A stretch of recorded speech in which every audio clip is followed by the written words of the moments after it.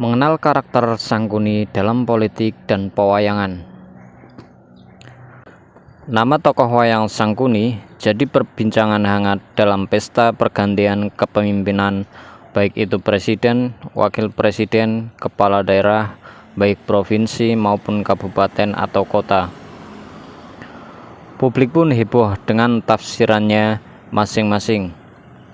Nah, sebenarnya seperti apa sih karakter Sangkuni itu?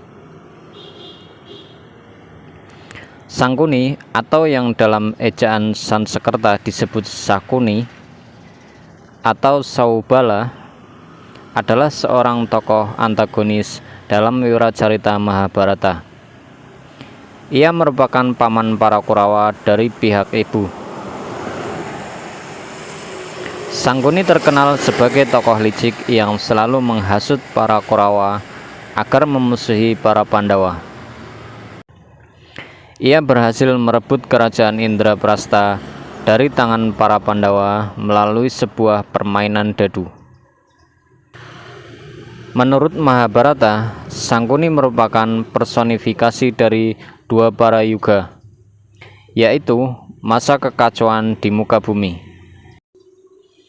Pendahulu zaman kegelapan atau Kali Yuga, dalam pewayangan Jawa, Sangkuni sering dieja dengan nama Sengkuni. Ketika para Kurawa berkuasa di kerajaan Hastina, ia diangkat sebagai patih. Dalam pewayangan Sunda, ia juga dikenal dengan nama Sang Kuning. Dalam cerita wayang Mahabharata, Sangkuni adalah Mahapatih sekaligus merangkap penasehat raja di kerajaan Astina yang dikuasai keluarga Kurawa. Patih Sangkuni terkenal dengan prinsip hidupnya yang ekstrim. Biarlah orang lain menderita, yang penting hidupnya bahagia. Dengan prinsip hidup seperti itulah Sangkuni menjalani karirnya. Munafik, licik, culas, hasut, penuh tipu muslihat. Baik dalam versi Mahabharata maupun versi pewayangan, Sangkuni merupakan penasehat utama Duryudana, pemimpin para Kurawa.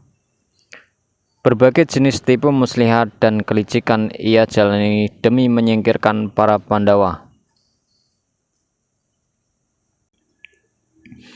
Dalam Mahabharata bagian pertama atau Adiparwa, Sangkuni menciptakan kebakaran di gedung Jatugriha, tempat para Pandawa bermalam di dekat hutan Waranawata.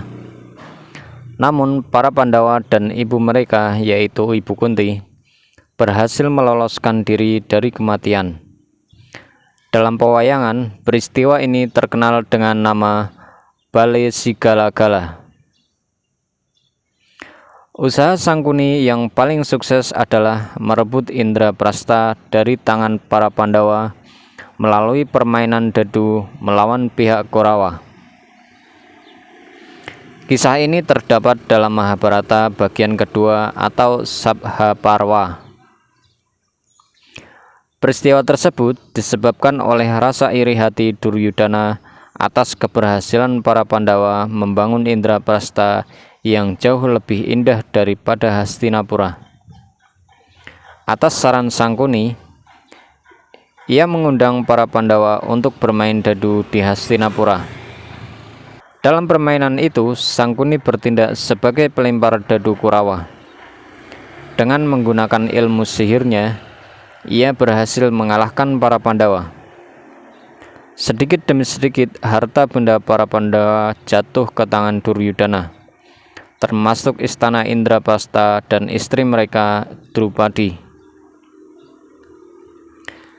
Hebatnya lagi, Sangkuni adalah pemilik ajian Pancasona, sebuah ilmu kedikjayaan yang membuatnya sakti mandraguna. Punya daya tarik kebal terhadap segala jenis senjata, bahkan bila tubuhnya terputus pun tubuhnya bisa tersambung utuh kembali. Maka jadilah Sangkuni sebagai sosok manusia jahat yang sulit dikalahkan.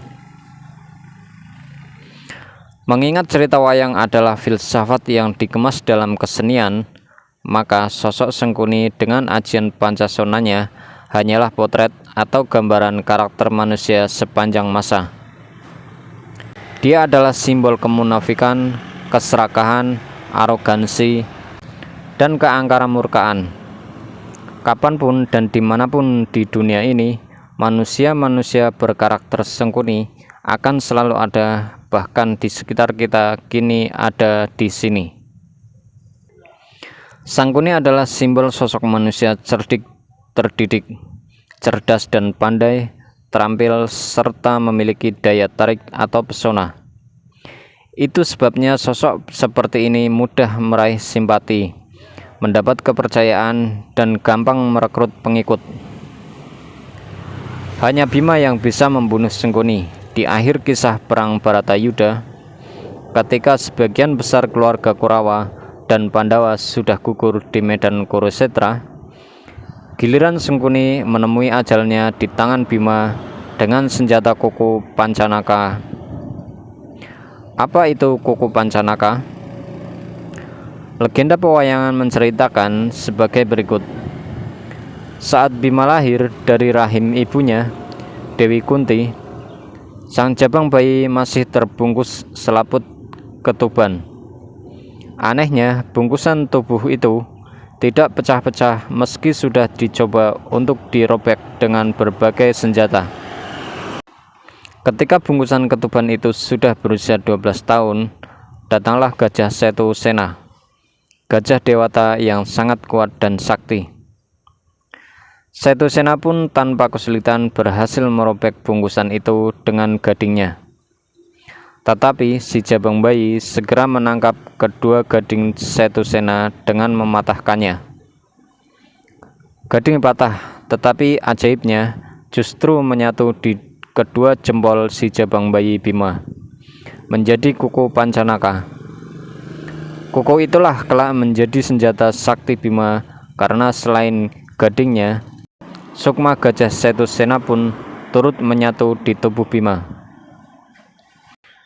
Dengan kuku Pancanaka yang terbuat dari gading gajah kahyangan, Bima ditakdirkan berhasil membunuh Sangkuni, patih licik yang telah membuat Bima bersaudara Pandawa menderita lahir dan batin, kehilangan tahta dan terusir dari istana.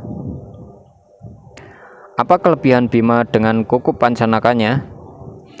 Dalam dunia pewayangan, Bima digambarkan sebagai sosok kesatria sejati, gagah, berani, dan tak punya rasa takut, tegas, loyal, setia, jujur, tidak suka basa-basi. Sedangkan kuku Pancanaka secara filosofi memiliki makna kukuh, teguh, dan kuat keyakinan serta berlatih. Panca atau 5, naga berarti emas atau tujuan, bisa juga dari naga atau kuasa, artinya moral, kekuatan, daya dasar. 5 pugeran dapat berupa 1 pengendalian nafsu membunuh atau angkara, 2 pengendalian nafsu makan minum, 3 pengendalian nafsu seks, 4 pengendalian nafsu kesenangan indrawi, 5 pengendalian nafsu mencuri atau merugikan orang lain.